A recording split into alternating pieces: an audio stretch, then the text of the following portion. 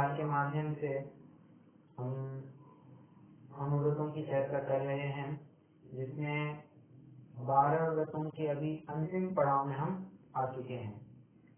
अहिंसानुव्रत, सत्यानुव्रत, अचौर्यानुव्रत, ब्रह्मचर्यानुव्रत और परिग्रह परिमाण व्रत, ऐसे 5 अनुव्रत देखे। बाद में शहरालाकार की विवक्षा में देवव्रत, देशव्रत, अनर्थ व्रत, ये 3 गुणव्रत देखे।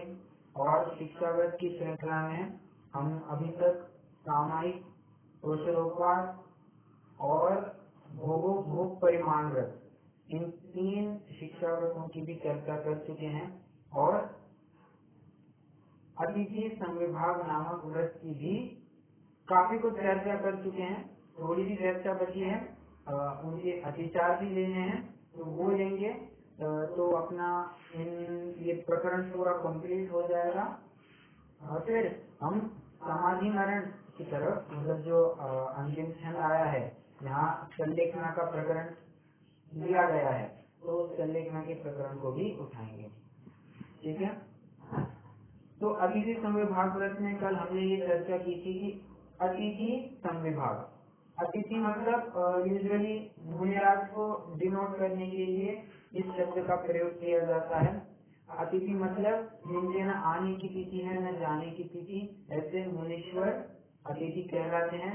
या दूसरा अर्थ भी हमने देखा था, जिनको अष्टमी, चौदस, दशलक्षण, अष्टानिक जैसे पर्वों का या तिथियों का कोई भी बंधन नहीं है, उन्हें तो हर दिन हर घड़ी एक पर्व ही है, एक तिथि ही है, इसलिए तिथि विशेष उनके लिए ऐसी कुछ रही नहीं है, इसलिए अतिथि ये नाम सार्थक जान पड़ता है। ऐसे मुनि राजों को संविभाग, अपने लिए बनाए गए भोजन में से, भोजन सामग्री में से कुछ हिस्सा उन्हें दे देना, ये संविभाग के अंतर्गत आता है।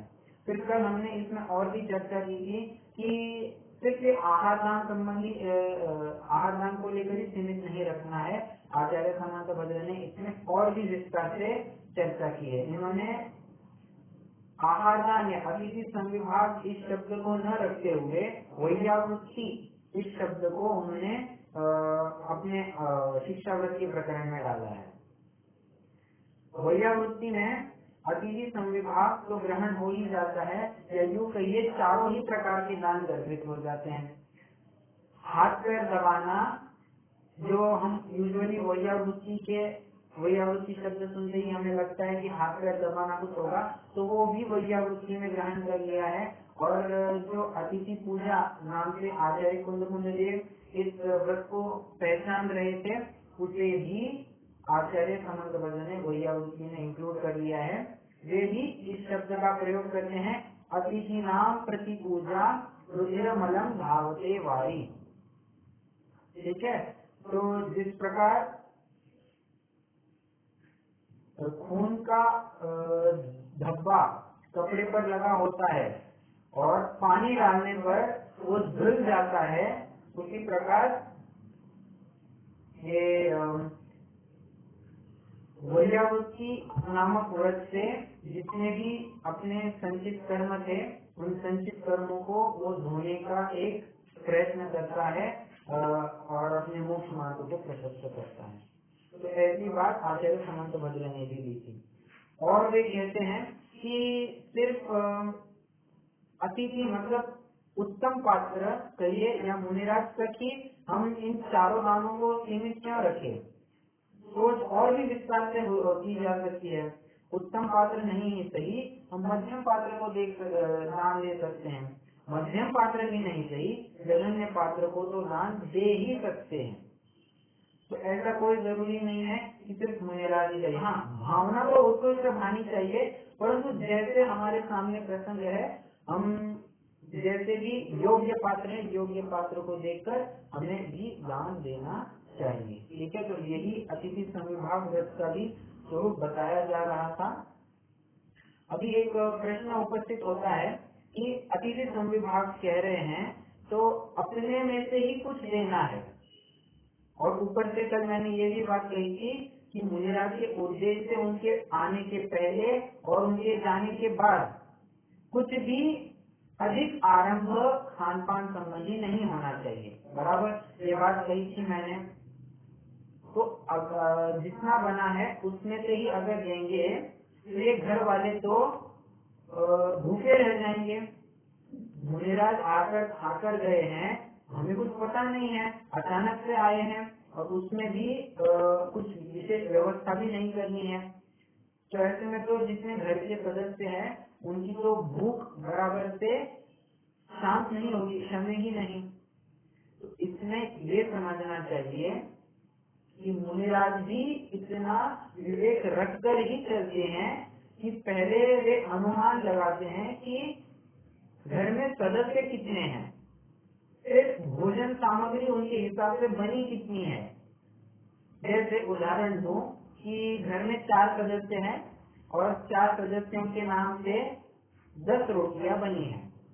मान के चलते हैं हर एक जन 2.5 रोटी खाता है।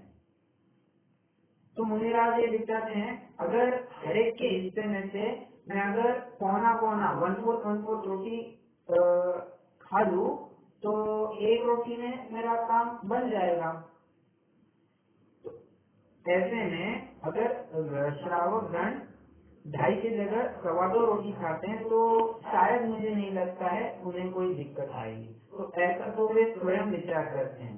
और अगर हम श्रावक के एस्पेक्ट से भी विचार करेंगे तो अगर कोई हमारे घर ऐसा पुण्यशाली जीव आता है, ऐसा महानुभाव आता है जिसे हम कुछ न कुछ देने के लिए निरंतर लालायित रहते हैं, हम निरंतर प्रसन्न सोचते हैं कि कब वो घड़ी आएगी कि जब मैं किसी योग्य पात्र को अवसर मिले तो उत्तम पात्र मुनिराज को मैं आहार दान दूं और अपना मोक्ष मार्ग प्रशस्त करूं। ये हर एक श्रावक की सच्ची भावना रहती है। तो अगर मुनिराज आए, अपना भोजन हम उन्हें दे, यथा योग्य आहार विधि कराए, तो श्रावक क्या ये बात करेगी कि अपन की 1 रोटी कम हो गई है, ऐसा उसे लगेगा? उसे तो हर्षोल्लास से पहले ही उसका आधा पेट भर जाएगा कि अरे इतने बड़े जीव आ रहे हैं, हम इसी बहाने उनको कुछ देने का अवसर मिला है और शेयरिंग हो रहा है, तो इसमें कम खाया, इसका क्या गम है, इसका कुछ भी दुख नहीं है, हमें तो अधिक हर्ष होता है। इसलिए श्रावक को भी उस संबंधी कोई विकल्प नहीं होता है। बराबर है। हम यूजुअली ऐसा देखते हैं कि अगर स्कूल में कोई विद्यार्थी अपना टिफिन भूल चुका है तो उसके मित्र क्या करते हैं, मित्र हो सहेलियां हो, क्या करते हैं, अपना टिफिन उसके सामने रखते हैं। अभी 2-2 और हर एक के टिफिन में से लेगा तो किसी को कोई दिक्कत होगी? कोई दिक्कत नहीं होगी। वे तो विचार करेंगे कि अरे कितना अच्छा हुआ, हमारा भी कुछ हिस्सा हमने दोस्त के साथ शेयर किया। ये शेयरिंग की भावना से वो अलग ही एक संतोष प्राप्त होता है। तो वो बात थोड़ी सी गौनी हो जाती है कि कम खाया इसलिए उन्हें कुछ दिक्कत होगी ना, ऐसी कोई बात नहीं है। ठीक है। तो अतिथि संविभाग वर्ग के बारे में अपने चर्चा ऑलमोस्ट हो चुकी है। अभी हम उनके अतिचारों की तरफ बढ़ते हैं।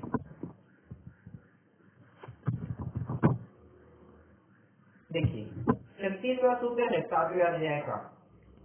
सचित्त निक्षेपाभिधान परव्यपदेश मात्सर्य कालातिक्रमः। मैं फिर से पढ़ता हूँ। सचित्त निक्षेपाभिधान परव्यपदेश मात्सर्य कालातिक्रमः। 5 अतिचार गिना रहे हैं। कैसे? सचित्त निक्षेप और सचित्त अभिधान, 2 सचित्ताभिधान और सचित्त निक्षेप, ये 2 गिना रहे हैं। सचित्त ये क्या कहना चाहिए, आदि दीपक के रूप में 2 शब्दों के लिए लगाया है। तीसरा परव्यपदेश, चौथा मात्सर्य और 5वां कालातिक्रम। ओके, अभी एक एक करके देखते हैं। सचित्त निक्षेप, निक्षेप मतलब होता है रखना। ठीक है। और पिधान मतलब होता है ढकना। दो शब्द कहें, निक्षेप मतलब रखना और पिधान मतलब ढकना। ओके। सचित्त वस्तु से किसी अचित्त वस्तु को ढकना, ये सचित्त पिधान में, सचित्त पिधान में चला जाएगा। और किसी सचित्त वस्तु के ऊपर अचित्त वस्तु रखी है तो वो सचित्त निक्षेप में चला जाएगा। आप थोड़ा सा फोकस कीजिए, ये थोड़ा सा ट्विस्टी पार्ट लग सकता है आपको। देखिए, सचित्त वस्तु अगर नीचे है तो सचित्त निक्षेप में चला जाएगा। सचित्त वस्तु अगर ऊपर है तो सचित्त पिधान में चला जाएगा। ठीक है, मैंने दो बातें कही, मैं एक बार फिर से रिपीट करता हूँ। सचित्त वस्तु नीचे है, उसके ऊपर हमने कोई अचित्त वस्तु रख दी।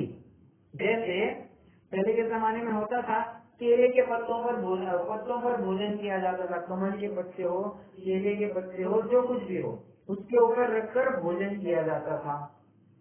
तो पत्ता यह तो सचित्त वस्तु है, उसके ऊपर हमने भक्ष्य सामग्री या अचित्त सामग्री रखी है, ये सचित्त निक्षेप में चला जाएगा।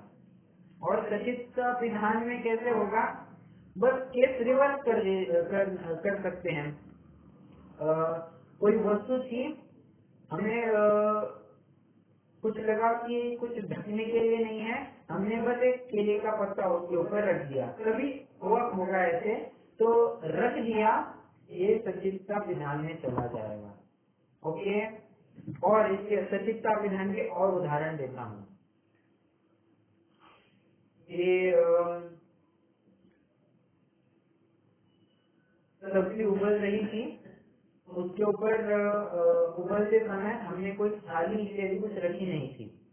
अब वो उबल रही है, हमें अचानक याद आया, अरे उसके ऊपर कुछ तो ढकना चाहिए, तो हमने तुरंत कुछ एक छोटी थाली ली, उसके ऊपर रख दिया। ये सचित्त पिधान में चला जाएगा। क्यों? क्योंकि दोनों के देखिए टेम्परेचर अलग अलग है, ये उबल रही है, गर्म हो रही है, वो थाली जो है वो ठंडी है। अब दोनों का अगर संपर्क होगा तो उनके आश्रित जीव मरेंगे और वो उसको लेकर विजय नई जीवोत्पत्ति होती है, वो एक योनि कही गई है, ये दूसरी चर्चा है। मतलब जीवोत्पत्ति होती है, जीवों का घात भी होता है। ये सचित्त पिधान में चला जाएगा। तो फिर इस केस में करना क्या, अगर हम भूल गए हैं तो हो ये सकता है कि या तो हम उसे थोड़ा सा परिमार्जित कर ले, मतलब एक सूखे कपड़े से उसको थोड़ा सा पोंछ ले, थोड़ा सा रब कर ले और उसके ऊपर ढक दे, तो इस बात से और सचित्त का दोष नहीं आ जाएगा, बराबर अचित्त ही मान लिया जाएगा। ठीक है, तो ऐसे जो कुछ भी केसेस आपको ख्याल में आते हैं, ये सचित्त पिधान में चले जाएंगे। ओके, ये सचित्त निक्षेप और सचित्त पिधान, ये क्लियर है सबको? ये इम्पोर्टेंट पॉइंट है। हाँ, हाँ, कि ढक्कन रख दिया उबलना, और वो ढक्कन के ऊपर जो नहीं दिखने वाले जो जीव है, हाँ, उसको सचित्त वस्तु में दिया? नहीं, उसको नहीं, उसकी, क्योंकि उसी को पोंछ के फिर रख के परिमार्जन करके तो चलता है, तो वही जीव के लिए हुआ ना ये? वैसे नहीं, देखिए ये अलग किस्म के जीव है, और वो जो थाली के आश्रय से बस सूखी थाली है, उसके आश्रय से अलग अलग जीव है। तो दो अलग अलग किस्म के जीव अगर एक साथ आते हैं तो वहाँ पर दोनों ही प्रकार के जीवों का घात होता है, और एक नई योनि उत्पन्न होती है और नए जीवों की उत्पत्ति होना शुरू होती है। तो इसको लेकर वो जीवों का घात होता है, ये सजगता की निशानी नहीं है, इसलिए उसे सचित्त का आश्रय मतलब बताया गया है। जीव अलग अलग है ना उनके आश्रय से, इसको लेकर वो सचित्त की बात कही गई है।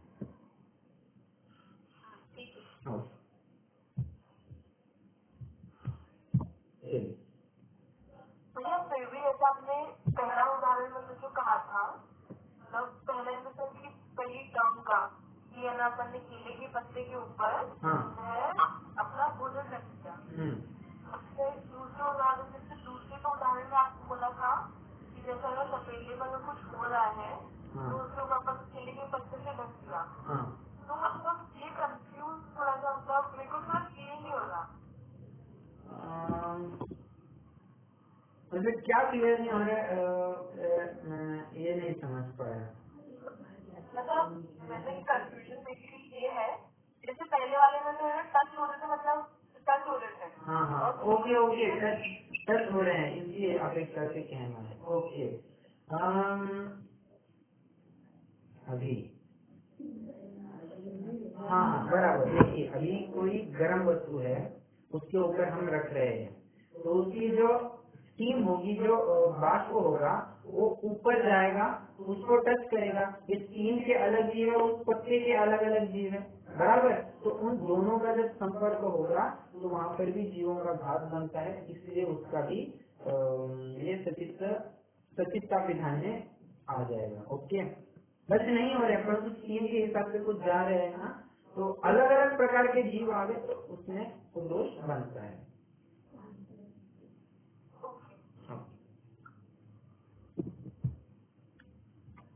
चलिए अगला परव्यपदेश। परव्यपदेश मतलब अन्य की वस्तु है यह कहकर दान देना। ये दूसरे की वस्तु है, मैं इसलिए आपको दे रहा हूँ। ये भी अतिथि संविभाग व्रत में एक अतिचार पैदा करता है। ओके दूसरे की वस्तु नहीं देना। देखिए देनी होगी तो अपन ने बनाई हुई वस्तु ही देनी चाहिए। हम बाद में चर्चा करेंगे, जब मुनि स्वरूप चलेगा तो वहाँ से एक बात आती है कि अगर किसी दूसरे की वस्तु अपने घर पर आई है तो हम उसे मुनिराज को आहार के रूप में नहीं दे सकते हैं। क्यों? क्योंकि हम थोड़ी ना उसके ऊपर गारंटी ले सकते हैं कि इसने किस तरह से बनाई होगी। अगर मान लीजिए थोड़ी सी उसमें रात्रि हो गई होगी बनाने में, और हम अगर उसे भोजन शुद्धि कहेंगे, आइए बढ़ाइए महाराज ये भोजन शुद्ध है, तो वो भोजन शुद्धि के अंतर्गत थोड़ी ना आता है। इसलिए एक कॉन्ट्राडिक्टरी बातें हो जाएगी और इसीलिए ये अतिचार के अंतर्गत चला जाएगा। ओके अन्य की वस्तु नहीं देना। अगला मात्सर्य, अनादर से देना और अन्य दाता से ईर्ष्या करना। अब मात्सर्य ये भी बहुत बड़ी बात है। कोई दूसरे दान ले रहे हैं, उसको लेकर स्वयं को जलन होना कि वे दान ले रहे हैं ना, उनको बहुत पुण्य लग रहा है, हम भी ऐसी कुछ जुगाड़ लगाएंगे। पर्टिकुलरली जुगाड़ी शब्द का प्रयोग कर रहा हूँ। हम भी ऐसा कुछ करेंगे जिसको लेकर मुनिराज अपने घर में आएंगे, हम उन्हें आहार दान देंगे, फिर हमारी भी समाज में बड़ी प्रतिष्ठा होगी।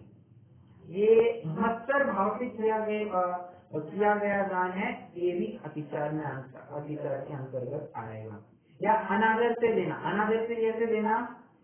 और चलो अभी आया ही है तो कुछ तो दो इनको और जैसे तैसे रवाना कर दो, नहीं, पूरी भक्ति से उस मेहमान या अतिथि के प्रति समर्पित होना चाहिए। और जब मुनिराज आहार के लिए आते हैं तो सबसे पहली प्रोसेस क्या होती है? नवधा भक्ति की होती है, बराबर। नवधा भक्ति अगर नहीं होगी, अगर उसमें उन्हें थोड़ी भी कुछ कमी दिखाई दे रही है, मुनिराज उस घर में आहार नहीं लेते हैं। थोड़ी भी अगर भक्ति में कमी दिखाई दे, क्यों? वे विचारते हैं इसका अहोभाव ही नहीं है देने का, तो बिना दिया हुआ हम क्यों ग्रहण करें? ये तो सीधे सीधे चोरी के अंतर्गत आएगा, अदत्ता दानम संयम में आएगा। इसीलिए मैं इसके घर आहार ग्रहण नहीं कर सकता। इसलिए कह रहे हैं मत्सर भाव से कभी भी दान नहीं देना। कोई आया है उसकी पूरी खातिरदारी करना। खातिरदारी करना मतलब उसको किसी भी प्रकार की कोई भी दुविधा या कहिए तकलीफ नहीं होनी चाहिए। पूरा दिखना चाहिए कि हम दिखना चाहिए और होना भी चाहिए कि हम बहुत प्रेरित है, हमारे अंदर बहुत भक्ति भाव है आपको सर्व करते वक्त, ऐसा वो होना चाहिए, नहीं तो फिर वो अतिचार के अंतर्गत चला जाएगा। और अगला है कालातिक्रम, मतलब आहार लेने का जो टाइम था वो एक्सीड कर जाना। ये कैसे हो सकता है? मुनिराज आए हैं, भक्ति ही भक्ति करने में लगे हैं और 15-20 मिनट हो गए भक्ति ही भक्ति कर रहे हैं।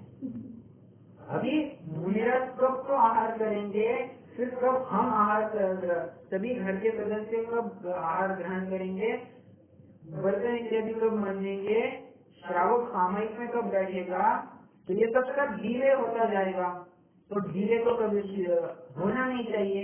इसलिए ये अगर थोड़ा भी एक्सीड हो जाता है, टाइम पर कुछ बात नहीं होता है, कुछ बात नहीं होती है, ये भी अतिचार में आ जाएगा। और थोड़ा उदाहरण लेते हैं। मुनिराज मान लीजिए आहार कर रहे हैं और हमें उनके कर पात्र में कुछ डालने के लिए थोड़ी देरी हो गई, हम बस यहाँ वहाँ देखते रह गए, तो ये भी कालातिक्रम में चला जाएगा। मुनिराज अंतराय मानकर जा भी सकते हैं, जाते हैं, ठीक है, तो कालातिक्रम में ये आ जाएगा। या सिर्फ मुनिराज के केस में नहीं, श्रावक के भी केस में लगाना। मान लीजिए कोई पंचम गुण स्थानवर्ती श्रावक हमारे घर पे आए हैं, हम उन्हें भोजन दे रहे हैं, हम वो घर पर आए, हम उनके साथ तत्व चर्चा करने में लग गए और भोजन का समय 11 बजकर निकल कर गया। हमें 11-11:15 को याद, अरे चलिए भोजन के लिए चलिए। फिर कब तो आधे पौने घंटे के बाद उनका भोजन होगा, फिर कब तो अपन और वे सामयिक में अपन भोजन करेंगे, फिर कब तो सामयिक होगी, तो सामयिक व्रत में भी भंग हो जाएगा। तो दूसरे व्रत में भी थोड़ी सी दिक्कत आ रही है, इसको लेकर फिर से प्रॉब्लम खड़ी होगी। अतः कालातिक्रम भी एक दोष माना गया है। टाइम, सभी बातें टाइम पर होनी चाहिए, ओके। इसलिए पंक्चुअलिटी के बारे में यहाँ पर उसके ऊपर थोड़ा सा स्ट्रेस दिया गया है, ओके। तो ये अतिथि संविभाग व्रत के भी हमारे 5 अतिचार हो गए हैं। आचार्य समंत बद्रदेव ने भी यही अतिचार लिए हैं, बस थोड़े से शब्द अलग किए हैं। वहाँ उन्होंने सचित्त विधान, सचित्त निक्षेप और सचित्ताभिधान ऐसे शब्द प्रयोग नहीं किए हैं। वहाँ पर उन्होंने हरित विधान और हरित निधान ऐसे शब्दों का प्रयोग किया है। फिर अनादर, अस्मरण और मत्सर, ये भी उन्होंने अतिचार के अंतर्गत ले लिए, ओके।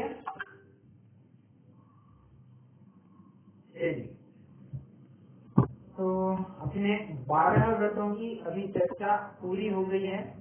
हम अभी सामायिक व्रत की तरफ बढ़ते हैं। सामायिक व्रत के लिए या सामायिक जो सामायिक कह रहा हूँ मैं भी,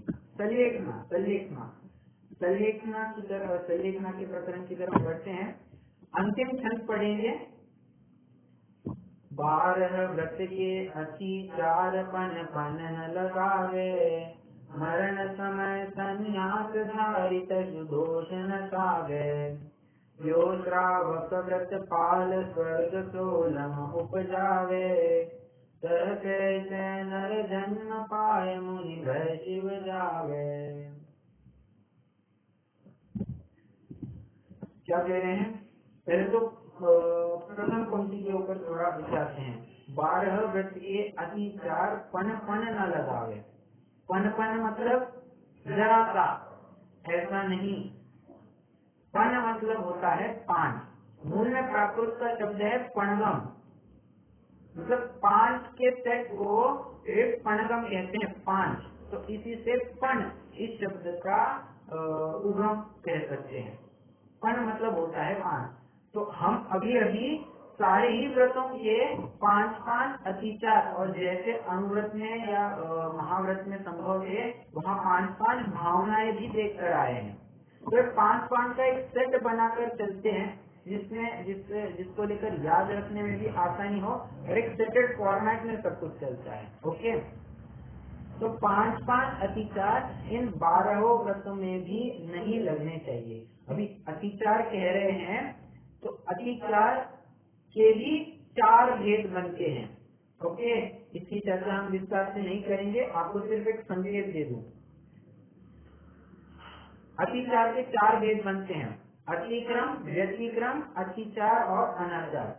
अब आप कहेंगे ऊपर भी अतिचार नीचे भी अतिचार, हाँ, ऊपर भी अतिचार आता है नीचे भी अतिचार आता है। हम जैसे कहते हैं ना, आपका नाम कुमार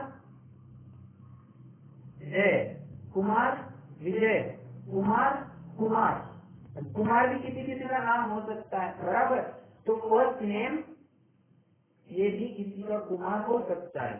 उसी प्रकार ये कह रहे हैं कि ऊपर भी अतिचार नीचे भी अतिचार, यह संभव है, बस शब्द पर स्वरूप थोड़ा अलग अलग बनेगा। ओके, अतिक्रम में ये होता है मन की शुद्धि की क्षति हो जाती है, मतलब मन में तत्संबंधी विकल्प उत्पन्न होता है। व्यतिक्रम में कह सकते हैं वचनों के माध्यम से शील व्रत का उल्लंघन हो जाता है, मतलब जो बाढ़ फेंसिंग थी उसको थोड़ा सा एक्सीड करके वचनों के माध्यम से कह सकते हैं। और अतिचार में आता है पर्टिकुलरली उस विषय में प्रवृत्ति करना, और अनाचार में आता है, अनाचार में भी उस विषय में प्रवृत्ति करना ही आता है। अब आप कहेंगे अतिचार में भी विषय में प्रवृत्ति करना, ये कह रहे हैं, अनाचार में भी विषयों में प्रवृत्ति करना, ये कह रहे हैं। डिस्टिंग्विश कैसे करना? अतिचार ये once in a blue moon होता है, once in a blue moon क्या, once in a lifetime होता है, बार बार नहीं होता है, और उसमें भी खेद वर्तता है। अनाचार ये बार बार अति आसक्ति पूर्वक प्रवृत्ति की जाती है। अतिचार के लिए प्रायश्चित पश्चाताप की विधि है, अनाचार के लिए प्रायश्चित पश्चाताप की कोई विधि नहीं है। ओके, तो ये दो डिफरेंस समझने चाहिए। तो यहाँ अतिचार कह रहे हैं तो चारों ही बातें लगा लेना, ना मन के स्तर पर हो, ना वचन के स्तर पर हो, ना काय के स्तर पर हो, और बार बार विषय में प्रवृत्ति ये तो हो ही ना। तो अतिक्रम, व्यतिक्रम, अतिचार, अनाचार, किसी भी प्रकार से ये अतिचार नहीं लगने चाहिए। ठीक है, तो अतिचार ये जो शब्द दिया गया है 12 व्रत के अतिचार मन न लगा ले, तो ये अतिचार जो है इसके चारों ही अर्थ समझ लेना चाहिए, अतिक्रम, व्यतिक्रम, अतिचार और अनाचार। ओके, अच्छा ठीक है, हमने पूरी जिंदगी निर्विचार रूप से सभी व्रतों का पालन किया, आगे क्या? What next? मरण समय संन्यास धारित सु दोष न चावे।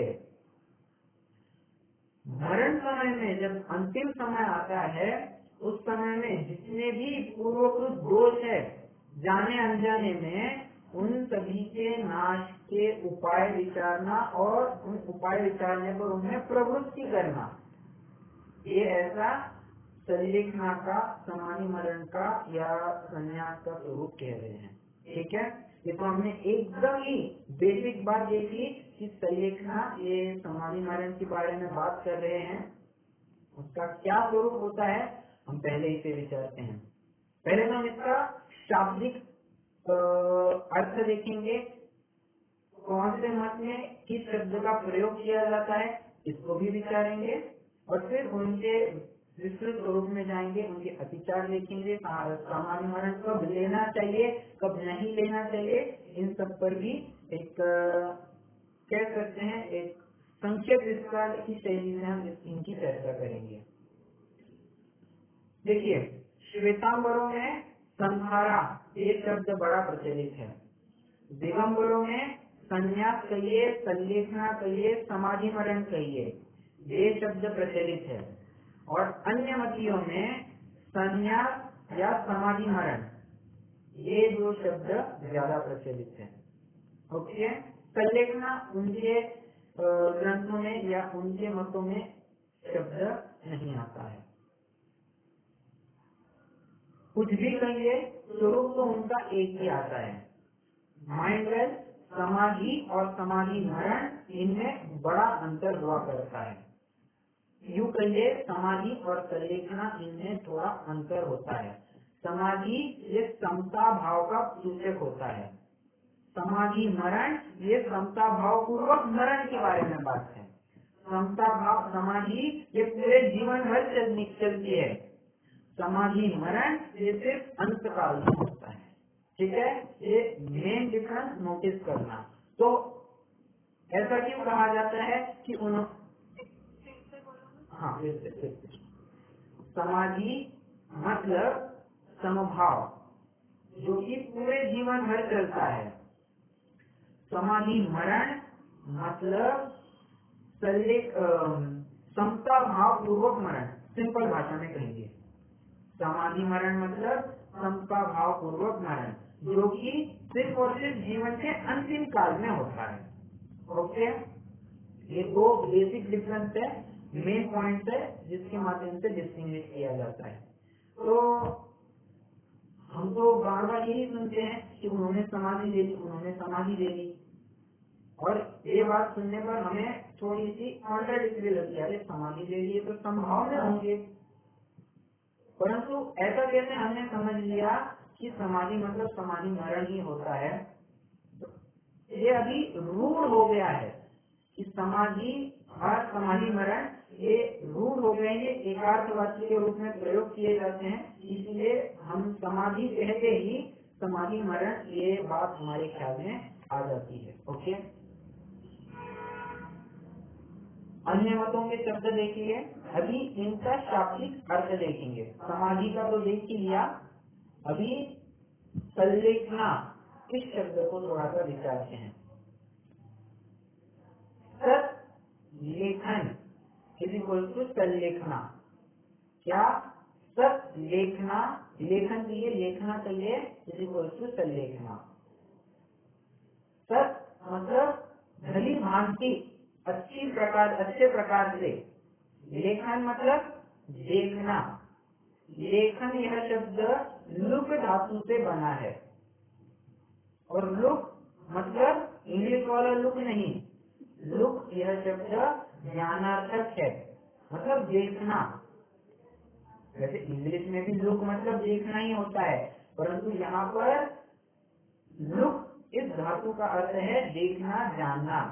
तो भली भांति अपने सत्स्वभावी आत्मा को जानना, देखना, पहचानना, उसी में रमना, ये समाधि संलेखना कह रहे हैं। ओके, ये तो यूजुअल अर्थ देखने में आता है। मैं उसके बारे में थोड़ा और थोड़ी सी और बात कहना चाहूंगा। वैसे लेखन मतलब होता क्या है, हम क्या समझते हैं? राइट। ओके, तो वैसे आपको थोड़ा सा भारी जा सकता है, रीता दीदी शायद समझ लेगी, समझ ही लेगी। अकाउंटिंग में एक कंसेप्ट होता है to write off. Write off करना मतलब जैसे बैंक ने किसी को लोन दिया था और वो लोन चुका नहीं पाया, तो बैंक क्या करती है, उस लोन को राइट ऑफ करती है, मतलब अपने अकाउंट में से हटा देती है। उसी प्रकार यहाँ कह रहे हैं, अभी जो तुम्हारे कर्मों का अकाउंट हुआ था, अकाउंट बना है इस भाव को, उसको भली भांति अपने आत्म स्वभाव से हटा दो, मतलब कर्मों के अकाउंट को राइट ऑफ कर दो भली भांति, इसे ही संलेखना कहते हैं। ये दो बातें समझ में आई? मैंने क्या क्या कहा, या रिपीट करना है?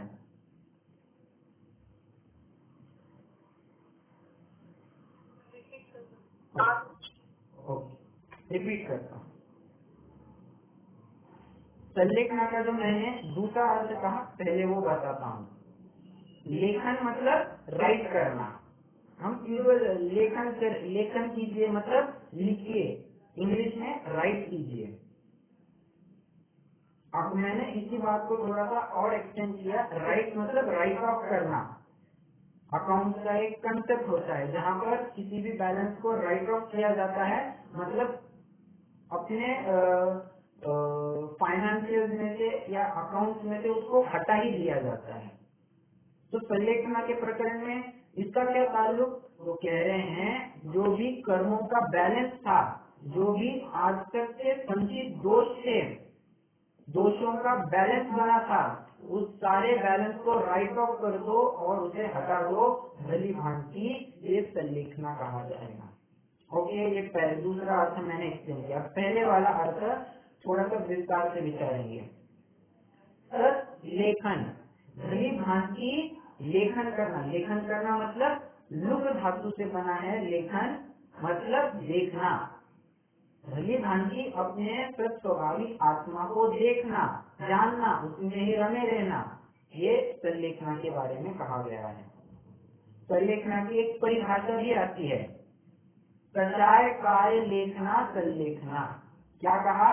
कषाय काय लेखना संलेखना।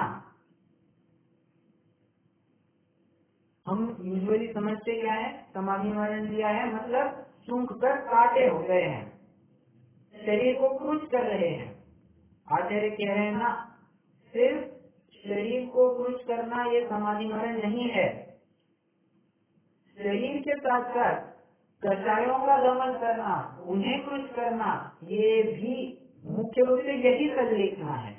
ये भी नहीं, यही संलेखना है। फिर उसको लेकर जो कषाय दमित हुई है, उनका दमन हुआ है, रागद्वेष घटे हैं, फिर उसके बाहरी रूप से हमें शरीर का भी राग छूट गया है, जिसके फलस्वरूप शरीर क्रूश हो रहा है।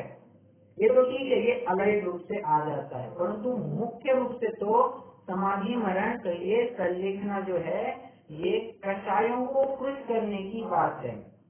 जितने भी आज तक हमने रागद्वेष पाले थे, घर परिवार संबंधी, व्यापार इत्यादि संबंधी, किसी भी बात को लेकर हमने जो भी कषाय बांध कर रखी थी या रागद्वेष उनसे जुड़े हुए थे, उन सभी रागद्वेष मोहादि विकारी भावों को क्रूश करना, उन्हें कमजोर करना और उनको राइट ऑफ करना, उन्हें हटा देना, वास्तव में ये संलेखना कह रहे हैं।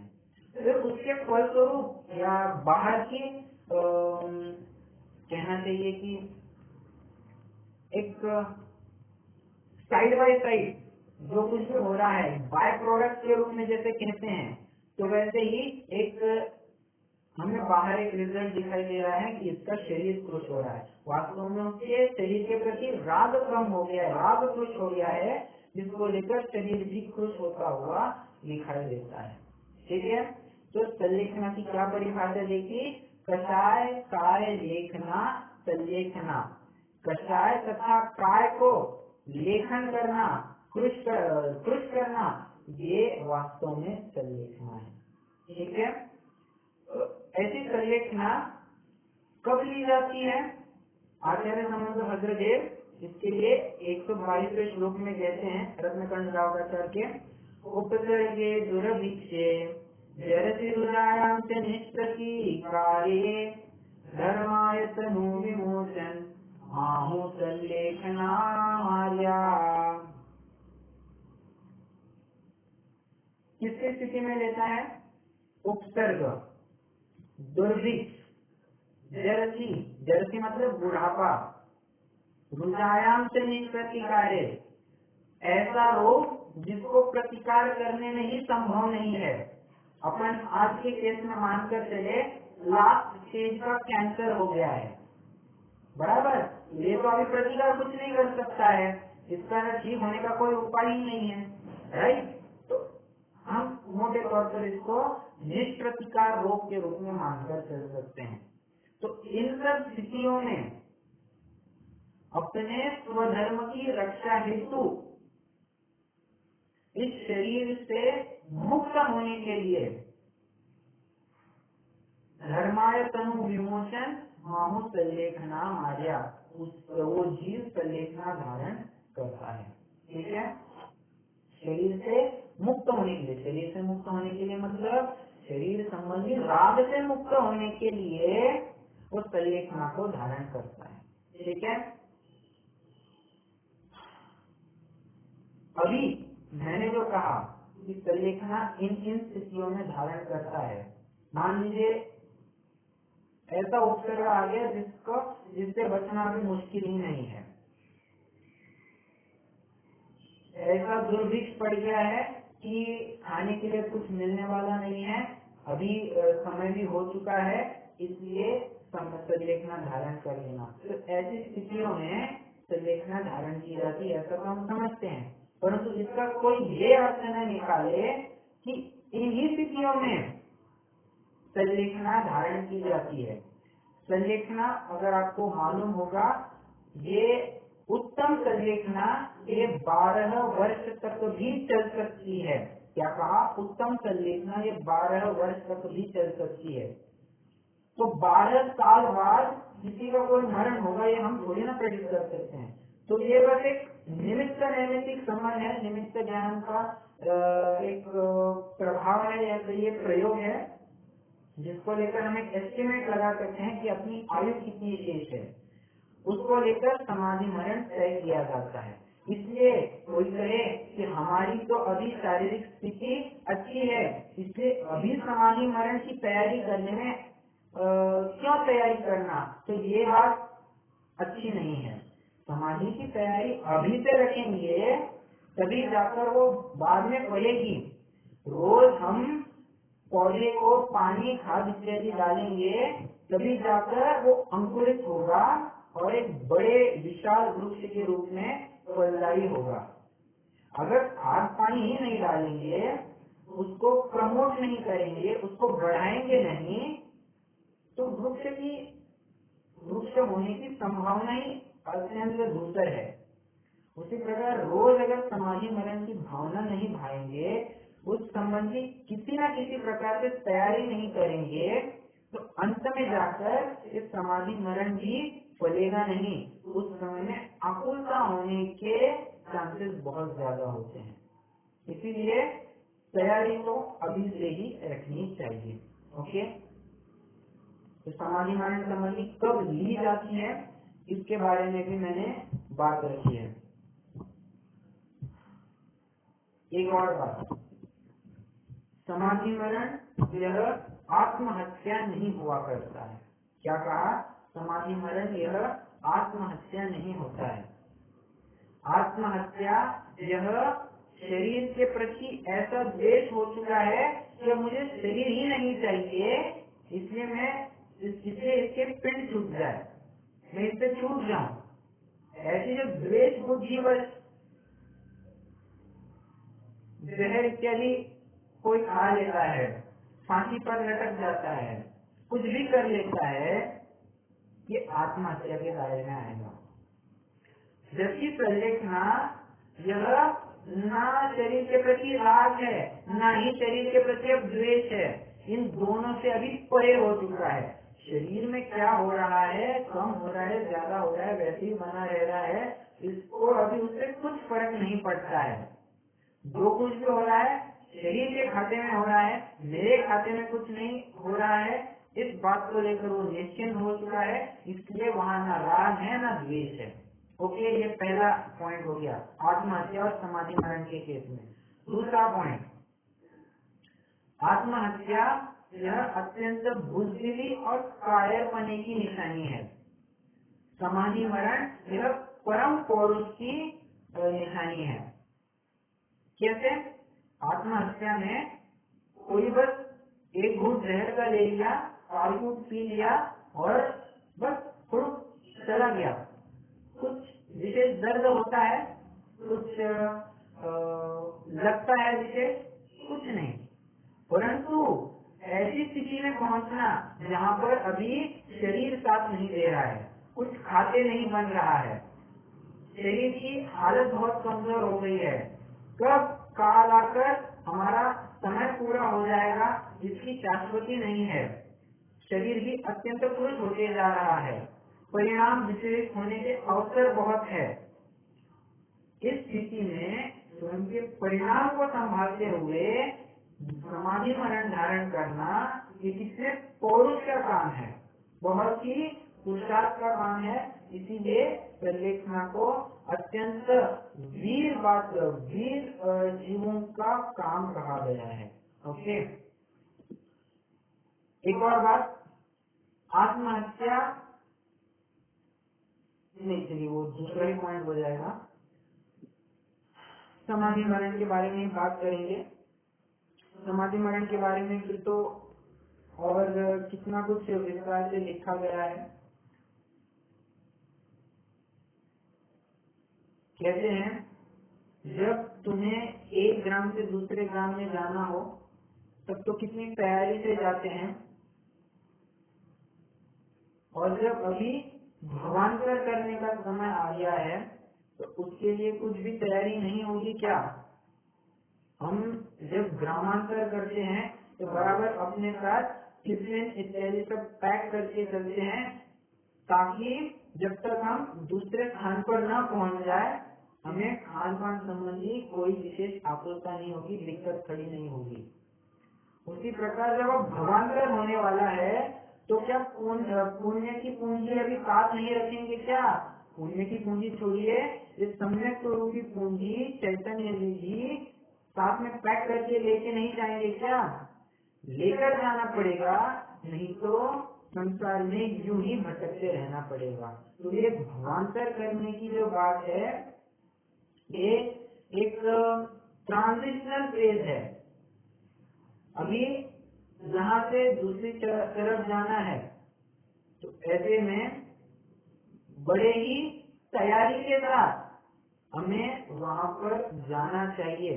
अगर बिना तैयारी के जाएंगे तो बहुत ज्यादा संभावनाएं हैं कि हम गलत या अत्यंत खराब गति में जाएंगे, और फिर ये मनुष्य पर्याय की जो दुर्लभता थी वो दुर्लभता हम नहीं समझ पाने के कारण वो मनुष्य पर्याय भी वेस्ट चली जाएगी। बराबर है। तो इसीलिए कहते हैं कि तैयारी बहुत अच्छी होनी चाहिए। और भी इनके लिए समाधि मरण के लिए उदाहरण आते हैं। मान लीजिए घर में एकदम भयंकर अग्नि लगी है, ऐसी अग्नि लगी है कि बचने के भी बहुत कम चांसेस है, स्वयं भी बच पाएंगे या नहीं बच पाएंगे। तो ऐसे में हुआ यूं कि एक गुप्त रास्ता मिल गया जिसको लेकर हम बाहर निकल पड़े। तो क्या हम ऐसे ही बाहर निकलेंगे क्या?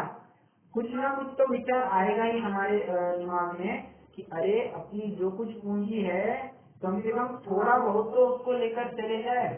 तो हम सबसे पहले तिजोरी की तरफ बढ़ते हैं, जो अपनी मूल संपत्ति है उसको हानि न पहुंचे। एक घर चला गया कोई बात नहीं, घर फिर से बना पाएंगे, और अगर ये पूंजी चली गई तो घर रहने पर भी कोई काम का नहीं होगा। उसी प्रकार इस समाधि मरण का कार्य है। इस विषय कषाय की आग लगी है चैतन्य सदन में, और चैतन्य सदन में से स्वयं को बचाना है।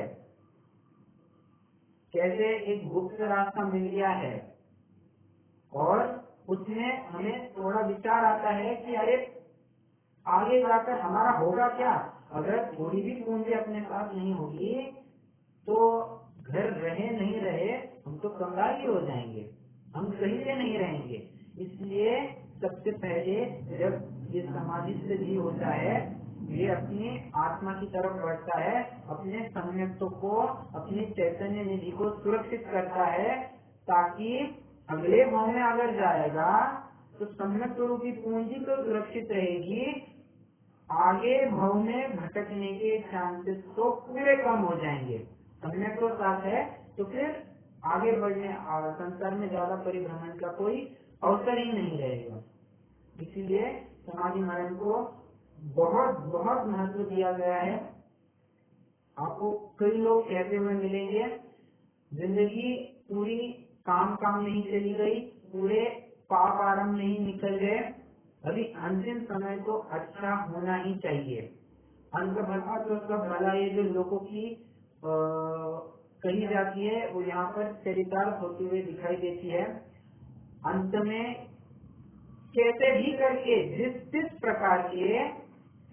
प्रकार से समभाव धारण करना ही चाहिए, और सभी सांसारिक विषय कार्यों से निवृत्त होना ही पड़ेगा। अगर इस समय में भी निवृत्त नहीं होंगे तो फिर निवृत्ति के चांसेस कभी नहीं होंगे, बहुत ही रेयर होंगे। न जाने कब पुनः ऐसे संयोग मिलेंगे, न जाने कब हमें जीवानी सुनने का योग मिलेगा, कब तो हमें ऐसी बुद्धि उपजेगी कि हम समाधि मरण धारण करें।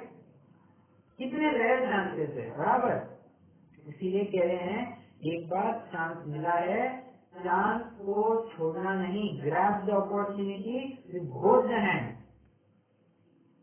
किसी भी प्रकार से अवसर चूकना योग्य नहीं है। अवसर आया है, पूरा पूरा लाभ लेना चाहिए।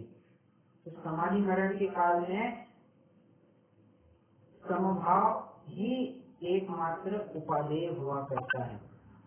तो समाधि समभाव कैसे धारण करना, कषायों को कम करे या समभाव के माध्यम से समभाव बढ़ाए। समभाव मतलब कुछ भी हो, किसी भी प्रकार से कषाय से निवृत्ति यही एकमात्र कहना चाहिए कि प्रयोजन रहा है।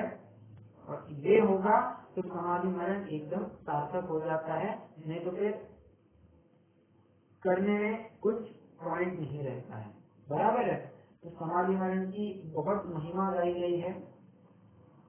एक और बात, समाधि मरण ये किसी भी प्रकार से एक एजेंडा का टॉपिक नहीं होता है कि किसी फलाने व्यक्ति ने समाधि धारण की है, मतलब संलेखना की अवस्था में है और उसके फोटो सारे सर्कुलेट कर दिए। इस व्हाट्सएप ग्रुप पे फलाने महाराज ने ये संसारा ले लिया है, फलाने श्रावक ने ये समाधि धारण कर ली है। तो ये समाधि मरण किसी भी प्रकार से प्रसिद्धि का विषय होना ही नहीं चाहिए। समाधि मरण ये तो अपना गुप्त धन है, कानों कान खबर नहीं लगनी चाहिए कि इस अमुक व्यक्ति ने समाधि मरण धारण किया है, मालूम ही नहीं होना चाहिए। क्यों? अगर ऐसे फोटोज या न्यूज इत्यादि सर्कुलेट करेंगे तो लोग तो मिलने आएंगे ही, लोग मिलने आएंगे तो इसकी जो साधना थी, साधना में भंग होगा या नहीं होगा? अवश्य ही होगा। इस समभाव क्या धारण कर पाएगा? नहीं धारण कर पाएगा। बस उसी राग विषय कटाई पोषक बातों में उलझा रहेगा, समाधि मरण तो बन ही नहीं पाएगा। तो इससे समाधि मरण बिगड़ जाता है। और होता यह है कि कई बार ऐसे न्यूज पढ़कर अन्य मती जीवों को ये लगने लगता है कि ये आत्महत्या ही कर रहे हैं। देखो कितने खुश होते जा रहे, आज इन्होंने ये छोड़ा, आज उन्होंने ये छोड़ा, देखो ये तो आत्महत्या करने के ही पीछे पड़े हैं। सरकार को भी ऐसे ही लगने लगता है। इसीलिए संलेखना, समाधि मरण, संन्यास ये किसी भी प्रकार से एक प्रसिद्धि का विषय नहीं ही होना चाहिए। हमें कहीं ऐसे दिखने मिले तो हम इसे कभी भी बढ़ावा न दे कि आप इसे फोटो डाल दीजिए ग्रुप पे, साधन आएंगे इनको उपदेश देंगे, ये कभी होता नहीं है। समाधि मरण इस स्वयं को स्वयं की करनी पड़ती है। कोई आए नहीं आए, स्वयं की तैयारी तो उतनी होनी ही चाहिए कि बिना किसी के अवलंबन के हम अपना कार्य कर ले। ठीक है, चलिए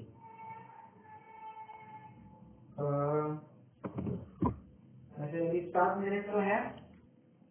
संलेखना के हम अतिचार देखते हैं।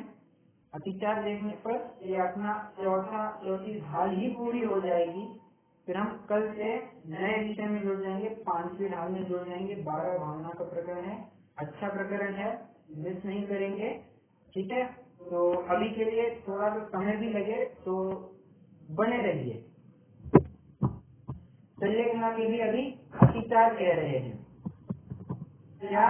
जीवित मरणाशंका मित्रानुराग सुखानुबंध निदानानि, 5 अतिचार कह रहे हैं। जीवित आशंसा, मरण आशंसा।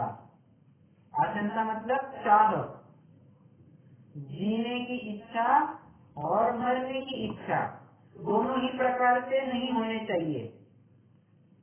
जीने की इच्छा तो होनी ही नहीं चाहिए, मरने की भी इच्छा नहीं होनी चाहिए। कई बार होता है कि शरीर में भयंकर तीव्र वेदना हो जाती है, असह्य हो जाती है और बार बार ये लगने लगता है कि अभी पिंड छूट जाए, हम इससे मुक्त हो जाए, मैं जल्दी मर जाऊं। ये ऐसी चाह भी नहीं होनी चाहिए। और जीने की चाह तो होनी ही नहीं चाहिए कि मैं और जीऊं, ऐसी तो बिल्कुल भी चाह नहीं होनी चाहिए। जैसी भी स्थिति हो सहज स्वीकृति होनी चाहिए। ओके, आशंका मतलब किसी भी प्रकार की चाह नहीं होना। तीसरा मित्रानुराग। मित्र मतलब यहाँ सिर्फ अपने फ्रेंड सर्कल इतना ही नहीं लेना। मित्र मतलब सगे संबंधी, नातेदार, रिश्तेदार सब इसमें ले लेना। तो उनको याद करना कि मेरा फलाना कोई ताऊ था, मेरा फलाने कोई चाचा है, कोई बुआ है, कोई दादा है, दादी है, माँ है, पिता है, भाई बहन, बेटा बेटी, सब कुछ भूल जाना। मित्र तो और भी दूर के हो गए। इन सभी को अगर याद किया जाता है तो ये भी अतिचार में चला जाता है। क्यों? इनको याद करेंगे तो दिक्कत क्या होगी? क्योंकि इनको याद करेंगे किसी न किसी प्रकार से राग या तो द्वेष उमड़ेगा। अगर राग द्वेष उत्पन्न होता है तो ये संलेखना किसी प्रकार से सही संलेखना नहीं होगी, ये संलेखना ही नाम नहीं पाएगा। इसलिए मित्रों को भी नातेदार रिश्तेदार को भी याद नहीं किया जाता है। अगर याद करते हैं तो मन भी विचलित करने के चांसेस बहुत है। हाँ, ये मेरे ये ऐसे रिश्तेदार थे, ये अपने घर एक बार ऐसे आए थे, हम इनके साथ ऐसे घूमने गए थे, ये इसमें सब कुछ हमने इतना आनंद लिया है।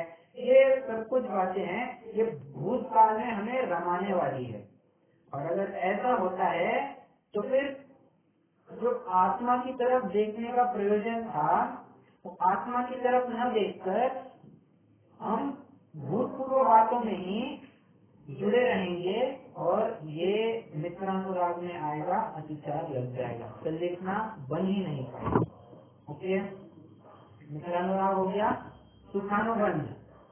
सुखानुबंध मतलब पूर्व में भोगे भोगों का स्मरण करना। अरे मैंने इस दिन इतने साल पहले ये ड्रेस पहना था, मेरे इस दिन शादी हुई थी, मैं इस दिन जन्मा था, मेरा ये सब कुछ हुआ था, ये फलाना हुआ था, वो ये हुआ था। पूर्व में जो कुछ भी विषय भोगों का सेवन किया होगा उनको याद करना, स्मरण करना, ये अतिचार में लिया गया है। बल्कि यहाँ पर इन संबंधी अस्मरण होगा तो बहुत अच्छी बात है। हम पहले के केसेस में, पहले के व्रतों में क्या देख कर आए? अगर उन्हें अस्मरण होता है तो अतिचार होगा। यहाँ पर अगर स्मरण होता है तो अतिचार होगा। कहाँ पर स्मरण करना, कहाँ नहीं करना, ये बराबर फिट होते आना चाहिए। ओके, सुखानुबंध हो गया। और अंतिम भोगाकांक्षा। आगामी अभी दिख रहा है कि कुछ खाते नहीं बन रहा है, परंतु फिर भी उस संबंधी और वांछा करना कि नहीं, मुझे तो ये खाना है, मुझे तो अभी थोड़ा और ये विषय भोगों में रहना है, मुझे थोड़ा और घूमने जाना है।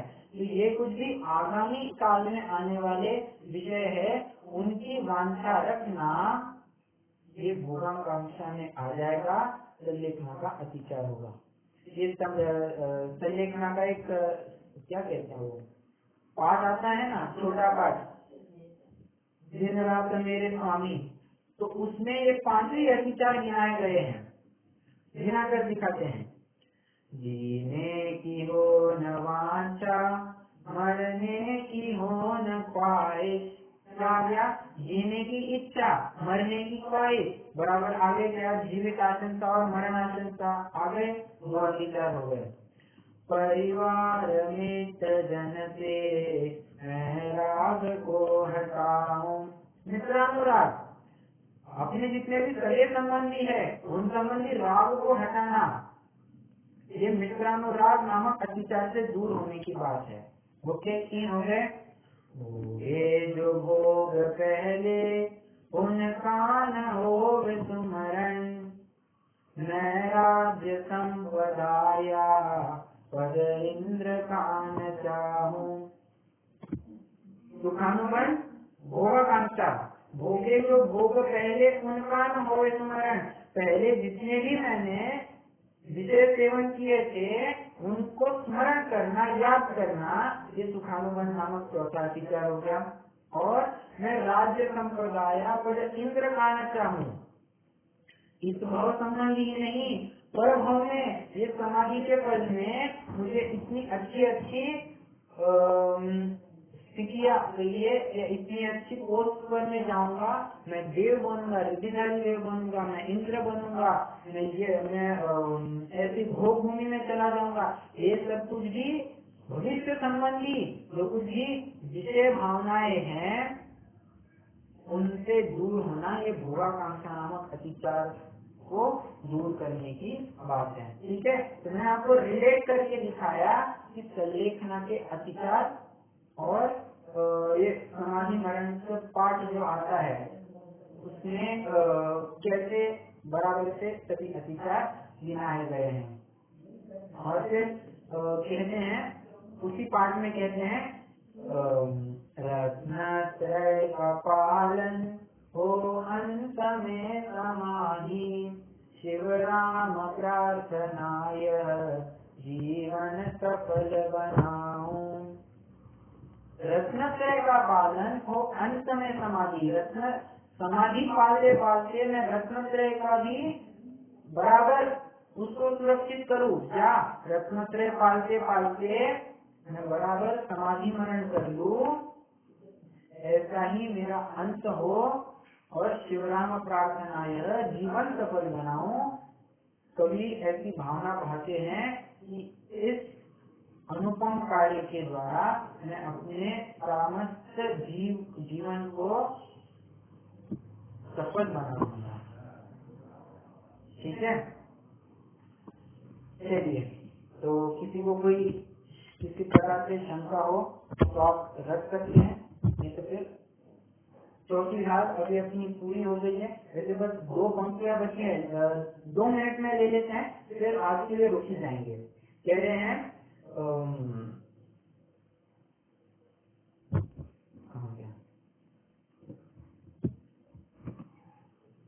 जो श्रावक व्रत पाल स्वर्ग सोलम उपजावे, रहते च नर जन्म पाए मुनि भय शिव जावे। मतलब ये सभी श्रावकों के व्रत पालने पर तथा अंत में समाधि मरण धारण करने पर, दोनों ही बातें हैं, समाधि मरण धारण करना और व्रत पालन करने पर स्वर्ग सोलम उपजावे, निरतिशय रूप से पालन किया होगा, किसी प्रकार से कुछ दोष नहीं लगे होंगे तो 16वें स्वर्ग में जाएंगे। और सहते थे नर जन्म पाए मुनि भय शिव जावे। तो वही बात कह रहे था कि 16वें स्वर्ग तक जाएंगे। प्री कंडीशन ये है कि हमने बराबर से सम्यक तो पालन किया होगा, उसको कहीं भी दोष नहीं लगाया होगा, प्लस सम्यक ज्ञान का बराबरी से सेवन किया होगा। एंड थर्ड पॉइंट, किसी भी प्रकार से ये जो सम्यक चारित्र हमने धारण किया था उसमें भी अतिचार नहीं आया होगा। और ऐसे सम्यक दर्शन, सम्यक ज्ञान, सम्यक चारित्र रूपी रत्नत्रय को धारण करके समाधि मरण पूर्वक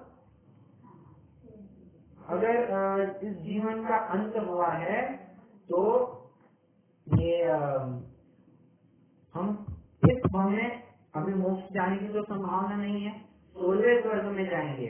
सम्यक तो साथ में है, अगले भाव में हम सद्भाव मोक्षगामी होंगे, वहाँ मुनि बनकर हम मोक्ष पुरी की प्राप्ति कर लेंगे। और यहाँ पर वे एक बीज डालकर चले गए हैं, मतलब एक बीज डाल दिया है उन्होंने। चलते नर जन्म पाए मुनि भय शिव जावे। मुनि का स्वरूप कैसे होता है, ये तो अभी श्रावक की बात की, मुनि का स्वरूप भी तो जानना चाहिए, क्योंकि मुनि हुए बिना तो मुक्ति हो नहीं सकती है। इसीलिए उन मुनिराज का क्या स्वरूप होता है, एक थोड़ा सा हमें संकेत कर गए 5वीं ढाल में, मुनि सकल व्रती बड़ भागी, इन्हीं शब्दों से शुरू करने वाले हैं। और फिर 6वीं ढाल की भी शुरुआत, शतकाय जीवन हननते सब विध दर्द हिंसा शरीर रागादि भाव निवार से हिंसा न भावित अवसरी, ऐसी शुरुआत करके मुनि का स्वरूप कहेंगे और फिर क्रम क्रम से कैसे आगे बढ़ाया जाता है उनकी चर्चा करेंगे। कुछ शंका हो रख सकते हैं, नहीं तो फिर आज भी मनसुखी करेंगे। हाँ जी,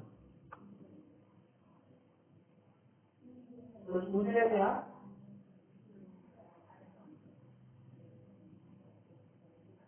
जैसे ना, वैसे तो मुझे इसका आंसर पता है, लेकिन मुझे एक डाउट था कि जैसे एक तरह से 12 वर्ष धारण कर सकते हैं, तो अपन ने मान लो बाद में जैसे अपन ने धारण कर ली, फिर ऐसा लगा कि जैसे और एक्सपेक्टेंसी है, तो बीच में हो सकता है क्या?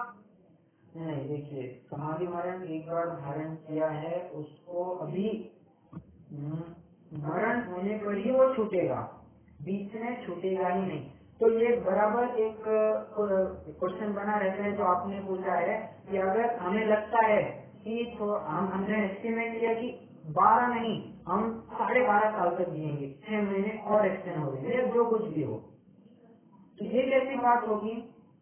तो यहाँ पर विचारना चाहिए कि जो भी जीव समाधि मरण धारण करता है इन सभी बातों को कंसिडरेशन में लेकर ही वो समाधि मरण धारण करता है। अगर उसे थोड़ा भी लगता है कि बाद में कुछ ऐसी स्थितियां बन जाएगी कि हमें लगने लगेगा कि अपन तो ज्यादा जी सकते हैं, कुछ हवामान ऋतु इत्यादि अच्छे हो जाए, उसका स्वास्थ्य भी अच्छा हो जाएगा, वो भी ज्यादा जी सकता है।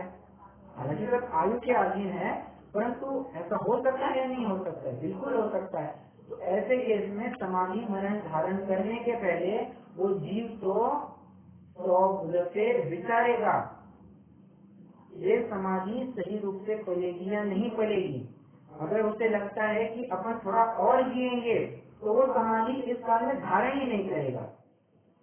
जब उसे जो क्राइटेरिया मैंने बताया था कि उपसर्ग हो, दुर्भिक्ष हो, कुछ बहुत ही ऐसा रोग हो जाए कि प्रतिकार नहीं कर सकता है, फिर उस केस में वो जाकर समाधि मरण धारण करेगा। ठीक है, तो ऐसा हमें लगता है कि बाद में कुछ होता होगा, वो बीच में समाधि मरण छोड़ सकता है क्या? तो इसके लिए उत्तर यह है कि ऐसी स्थिति उत्पन्न ना हो, इसलिए पहले ही विचार करके सब कुछ कर लेगा। ओके,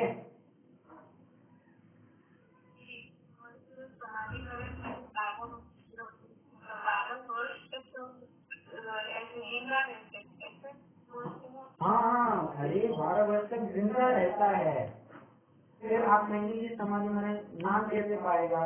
तो देखिए समाधि मरण जो बात है उसमें कचाय और काय को भी क्रुश करने की बात है, राइट? तो काय को जो क्रुश करने की बात है उसमें हम देखते हैं कि धीरे धीरे आहार इत्यादि को भी कम किया जाता है। तो जैसे मान लीजिए पहले ड्राई फ्रूट इत्यादि सब छोड़ दिए जाते हैं, मान लीजिए, मतलब एक सेपरेट क्रम ही है, इसके बाद में कभी चर्चा करेंगे।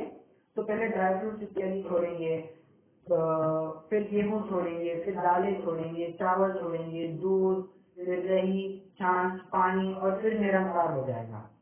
तो ऐसे स्तर बने हैं, 1 साल तक वो दाल चावल का सेवन करते रहे, ऐसे बन सकता है। फिर 1 साल वो दूध का ही सेवन करता है। तो ऐसे क्रम क्रम में वो थोड़ा ज्यादा काल के लिए भी अगर उसे लगता है अपन संयम में ही जीवन बिताए तो वो 12 साल तक ही उसका समाधि मरण रह सकता है, कोई दिक्कत नहीं।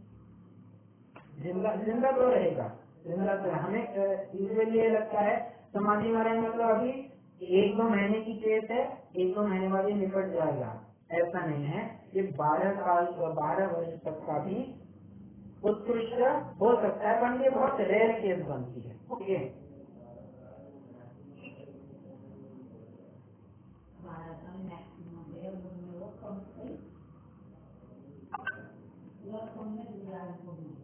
हाँ, और ये बात है कि 12 वर्ष जो है ये अधिक से अधिक काल बताया गया है कि कितने काल तक समाधि मरण हो सकता है, और यूजुअली तो उसके अंदर ही अंदर उसकी आयु भी पूरी हो जाती है। मैक्स टू मैक्स तो 12 साल तक ही हो पाएगा। ओके, चलिए, और किसी को कोई शंका?